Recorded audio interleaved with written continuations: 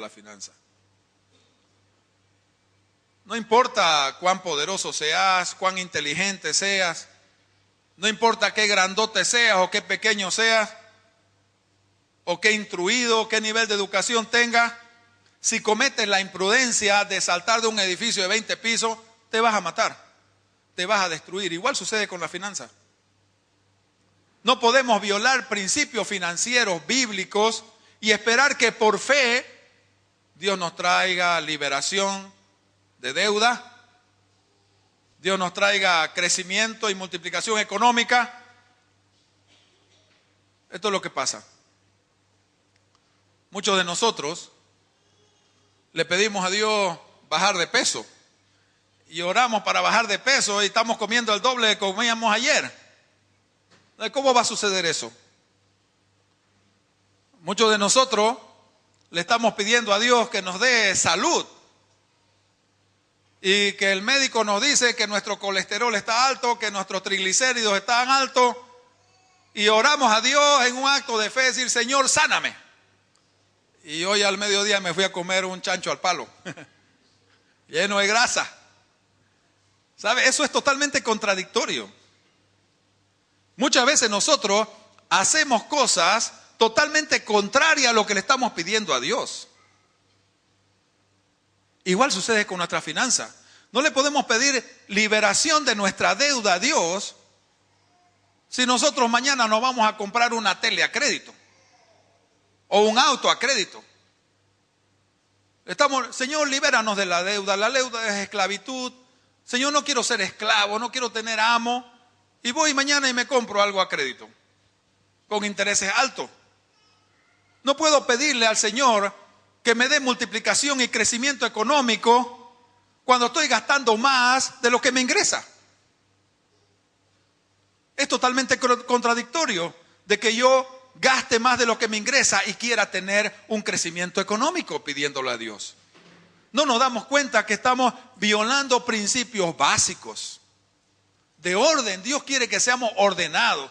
Dios dice que el que se endeuda se convierte en esclavo del quien prestó. Eso es lo que dice la palabra.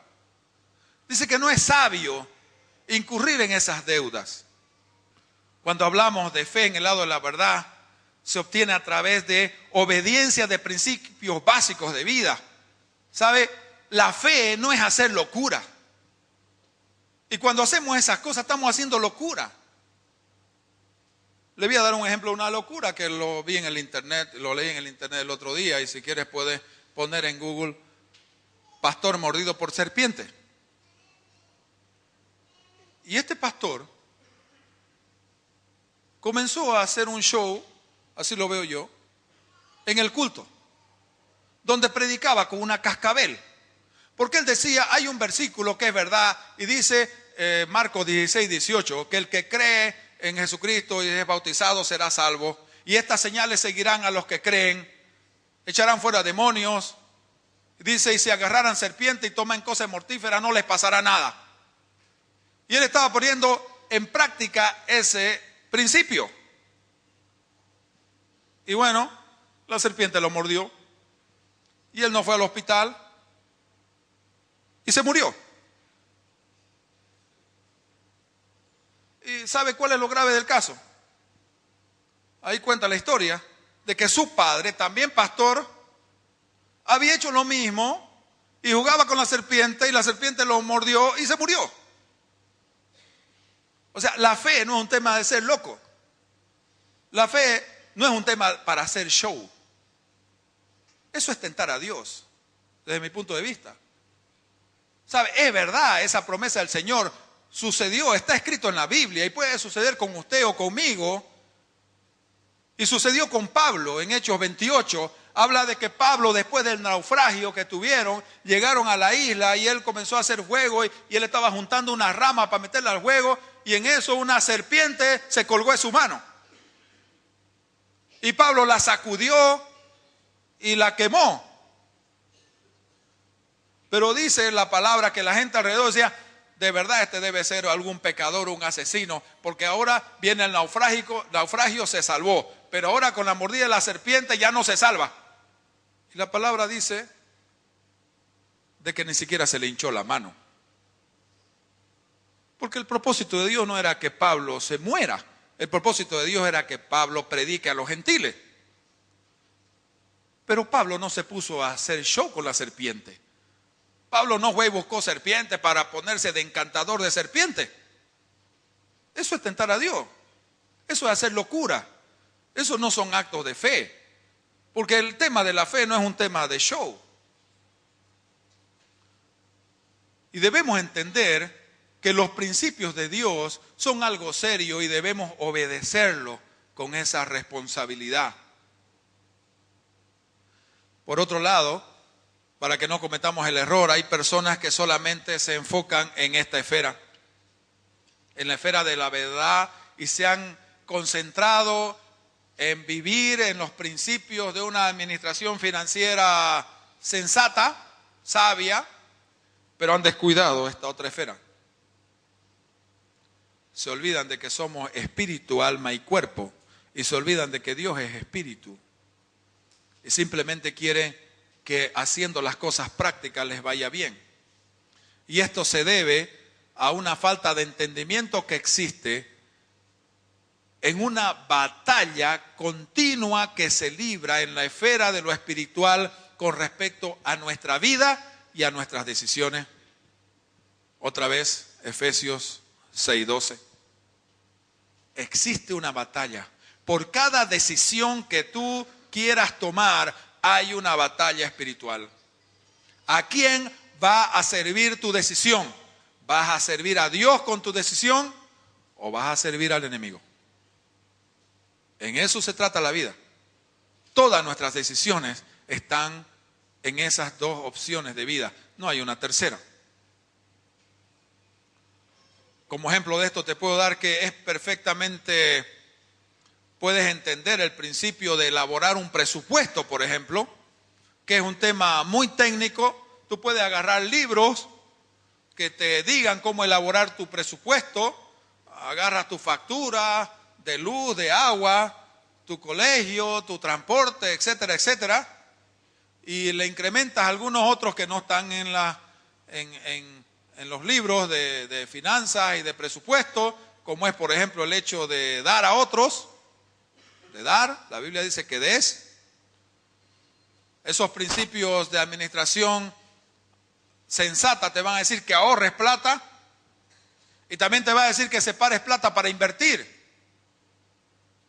Pero eso es en la esfera de la verdad, pero también en la esfera de lo espiritual debemos ser prudentes y sabios en buscar la guianza del Espíritu, por ejemplo, en lo referente a qué ítems vas a incluir en tu presupuesto. ¿Qué ítem y qué cantidad de dinero?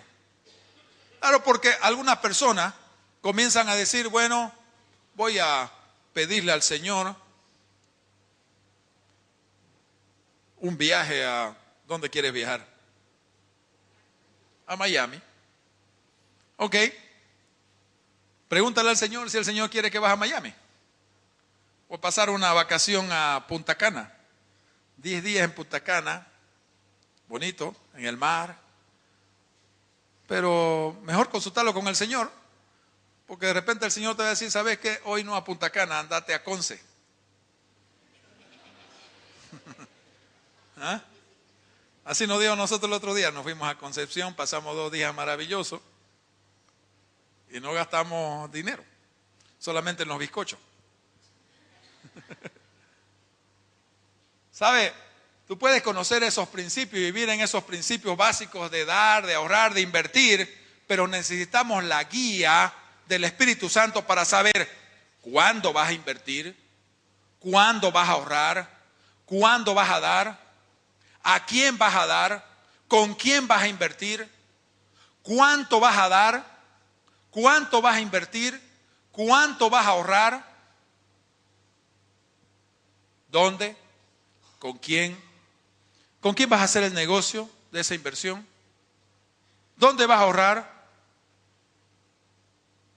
Esas preguntas solo el Espíritu Santo te las puede dar. Eso está en la esfera del Espíritu, no está en la esfera de la verdad. Puedes hacer todos los análisis que tú quieras con respecto a tu socio de inversión. Pero de repente tu esposa te va a decir, he estado orando y creo que no es conveniente hacer eso. Y hay mucha gente que dice, ¿qué tiene que ver el espíritu en esas cosas? Bueno, es mejor que lo obedezca si él te dice que no invierta. O si él te dice que inviertas. ¿Cuánto? ¿Dónde? ¿Por qué? ¿Para qué? ¿A quién vas a dar? ¿Dónde vas a sembrar? No es dar por dar. Hay que preguntarle al Señor. Porque muchas veces nosotros actuamos por emociones. Aparece alguien con el negocio del siglo. Y solamente con este negocio, en 2 meses voy a ser millonario. Puede ser verdad. Pero es mejor que le pregunte al Señor si esa es una puerta que Él está abriendo o no es una puerta de Él. En la esfera de lo espiritual, ¿cómo llegamos a la fe? Romanos 10:17 nos dice, así que la fe es por el oír y el oír por la palabra de Dios. Cuando la Biblia en el Nuevo Testamento habla de la palabra de Dios, en el griego usa 2 palabras diferentes. Una que usa es la palabra logos, que al español es traducido palabra. Y la otra palabra es rema, que también al español es traducido palabra. Pero logos se usa para hacer referencia a la palabra escrita y colectiva, la que todos conocemos de Dios. Ese es el logo. Las letras que están aquí es el logo. Están ahí como instrucciones de Dios. Pero la otra palabra, rema, se refiere a la palabra de Dios hablada. Y no por mí, no por el pastor, ni por otra persona, sino la palabra de Dios hablada por Dios. Dios hablando su palabra a nuestros corazones. La voz del Espíritu Santo poniendo énfasis en su palabra escrita, en su palabra logos. Dios mismo hablando su palabra a nuestro espíritu. ¿Sabe? Muchas veces te vas a dar cuenta que tú puedes leer, pasar por un libro, un versículo, muchas veces, cuando la lees, por eso dije al principio de esto, de que no termina cuando vos terminás de leer la Biblia en un año, sino que hay que leerla permanentemente. ¿Por qué? Porque muchas veces vos pasás por un versículo y pasa como leer cualquier cosa. Y un día determinado, en una condición determinada de tu vida, de tu entrega al Señor, de repente ese versículo es como que si saltara de ahí. Y sientes, ¿esto estaba aquí antes? ¿Por qué no lo percibí así? Sientes una revelación de Dios, leyendo versículos bíblicos que ya habías leído antes. Eso es rema. Es Dios hablando su palabra a tu corazón. Cuando meditamos en la palabra de Dios, el logo, leemos y comenzamos a meditar en ella y escuchamos a Dios hablar su palabra, rema, se produce la fe. Por eso es que oír y el oír por la palabra de Dios, la rema de Dios. Esa fe nos lleva a reconocer en el lado del Espíritu que todo lo que tenemos es un don de Dios y lo hemos recibido por su gracia. Cuando combinamos estas esferas, la del Espíritu y la verdad, vemos que nuestra fe se desarrolla en nosotros a través de oír y meditar la palabra de Dios y también a través de la obediencia de los principios bíblicos básicos, esos ladrillos de construcción que vamos a estudiar. En la medida que hacemos nuestra parte para establecer estos ladrillos y construir nuestra casa financiera y recibir la gracia de Dios, entonces Dios hará su parte para que toda gracia abunde sobre nosotros para satisfacer toda necesidad. Es ahí, en la esfera de lo espiritual, que sucede lo que dice 2 Corintios 9:8. la gracia del Señor se manifiesta. Y poderoso es Dios para hacer que abunde en vosotros toda gracia, a fin de que, teniendo siempre en todas las cosas todo lo suficiente, abundéis para toda buena obra. Pero para entender de que tienes todas las cosas suplidas, todo lo suficiente, y abundar en toda buena obra, tienes que haber obedecido esos principios primero. Y uno de ellos es tu presupuesto. ¿Cuál es tu círculo cerrado? ¿Cuánto es suficiente? Entonces hay muchas personas que siguen acumulando y más, y más, y más, y el círculo se abre, no se expande, sino se abre y más, y más, y no entienden que esa sobrebendición en realidad lo que Dios quiere es que lo use y abunde en buenas obras. Porque todo lo que recibimos no es nuestro. Simplemente somos mayordomos de lo que Dios nos da. Una vez establecidos como verdaderos adoradores de Dios, a través de la obediencia de los principios en la esfera de la verdad, debemos introducirnos a la esfera de la gracia. Debemos hacer ese traspaso de nuestra vida a la esfera de la gracia. Y eso solamente lo podemos realizar, esa transición, con humildad. Primero, la humildad es reconocer que no soy dueño yo, de que todo lo que yo recibí no es mío, soy mayordomo, no es mi propiedad. Yo no puedo disponer de eso sin consultarlo con el dueño. Esa humildad hace que podamos mirar a Dios como un padre. Cuando no tenemos esa humildad, ¿sabe qué es lo que sucede? Muchos cristianos miran a Dios como si fuera una máquina tragamoneda. Entonces, ¿qué es lo que hace la máquina tragamoneda? Vos agarras, pones la moneda en la esfera de la verdad, cumples con el requisito y ahora la máquina tiene que tocar la música que vos querrás o el juego que vos querrás.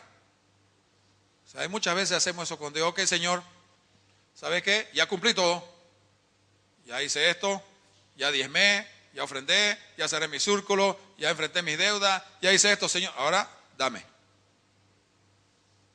Ahora dame. Ahora te toca a vos. Y multiplicado, ¿ah? Y tu palabra dice al 100 por 1. Ni siquiera al 30, no lo acepto, Señor, al 30 ni al 60, al 100 por 1. Y en esta excepción, porque soy un hijo excepcional, mejor si el 200 por 1. Sí, muchas veces actuamos en esa forma con nuestro Padre. Muchas veces nosotros creemos que tenemos el derecho de exigir de Dios cuando hemos hecho lo que teníamos que hacer. Ya viene la palabra, la parábola.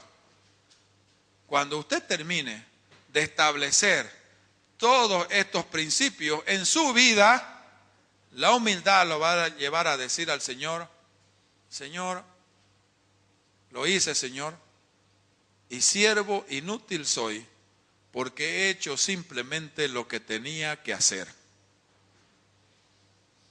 Y estoy aquí dispuesto a tu voluntad. ¿Qué más tengo que hacer? ¿En qué más te tengo que servir? Porque ya terminé lo que tenía que hacer. ¿En qué más te debo servir? ¿Sabe? Lo peor que le puede suceder a un padre, a ver, todos los que son papás aquí, mamás, es que tener hijos que les exijan, que les paguen y los recompensen por las cosas que tenían que haber hecho. A ver, hay hijos que exigen que les paguen porque han estudiado. ¿El papá le tiene que pagar porque ha estudiado? Hay hijos que exigen que les paguen porque han hecho su tarea. Otros porque han acomodado su cuarto. Otros porque ayudaron en los quehaceres de la casa. Otros porque se han portado muy respetuosos.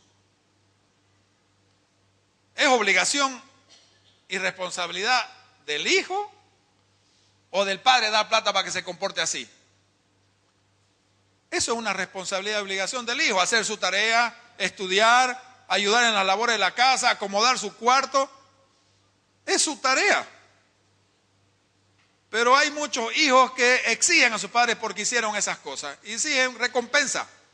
Y hay padres que se la dan. ¿Quién gobierna esa casa? El hijo, no el padre. ¿Sabe cómo debería ser y es? ¿Cómo es Dios? El proveer a su hijo es una satisfacción para un buen padre. No es una obligación. Es una satisfacción. No es un pago al hijo por lo que él hizo y lo tenía que haber hecho. Cuando hay un hijo así, lastima el corazón del papá. Cuando los hijos le cobran por haber hecho lo que debieron haber hecho. ¿Sabe? Dios, que es nuestro Padre, no tiene que hacer nada por usted. No tiene. No tiene la obligación. No tiene que pagarnos nada por algo que hicimos. No tiene. No tiene esa obligación. Él simplemente, en su amor de padre para con sus hijos, escoge suplir, proveer tu necesidad por amor. No porque tiene que hacerlo. Eso es algo que debemos tenerlo en nuestro corazón. Señor, muéstrame, Señor, ¿cuál ha sido mi actitud?